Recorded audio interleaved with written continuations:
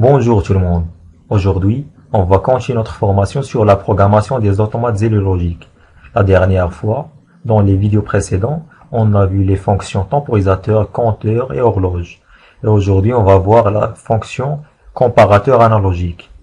On se dirige vers créer nouveau programme. On va choisir un automate qui contient des entrées analogiques. Par exemple, ce dernier contient des entrées analogiques.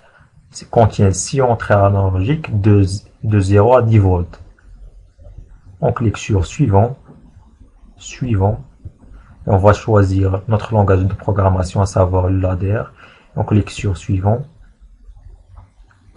et comme vous voyez, on a 10 entrées tutoriels de I1 jusqu'à IA, et 6 entrées analogiques de IB jusqu'à IG.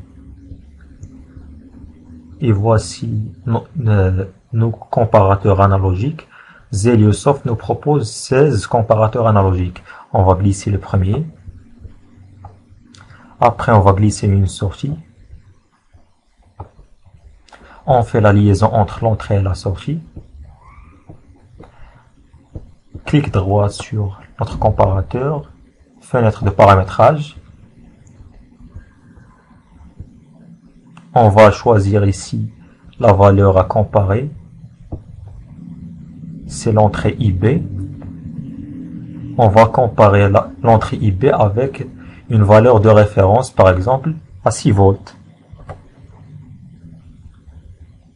Et on va choisir notre opération, à savoir supérieur est égal, différent, inférieur est égal ou inférieur. Par exemple, on va choisir supérieur.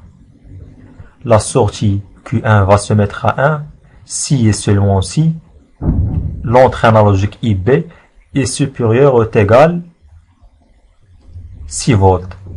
On clique sur OK. Et on passe à la simulation. On clique sur Run. Quand vous voyez la sortie à 0, on va augmenter IB jusqu'à... Et comme vous voyez, maintenant l'entrée IB est à 4.1 volts. La sortie est toujours à 0. On va la mettre à 6 volts exactement.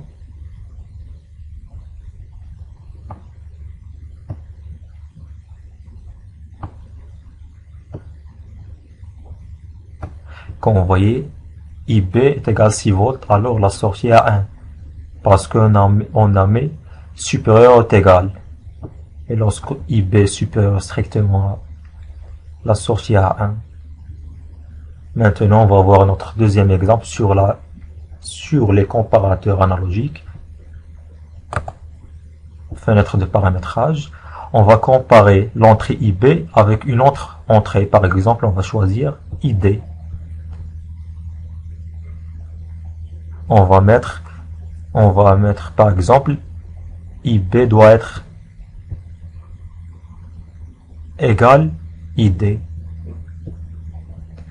On passe à la simulation. On clique sur Run.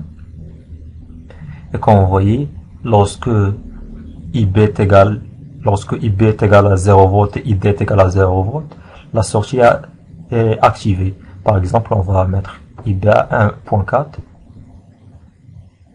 La sortie va se mettre à 0. Par exemple, on va mettre IB à 4 volts et ID aussi à 4 volts.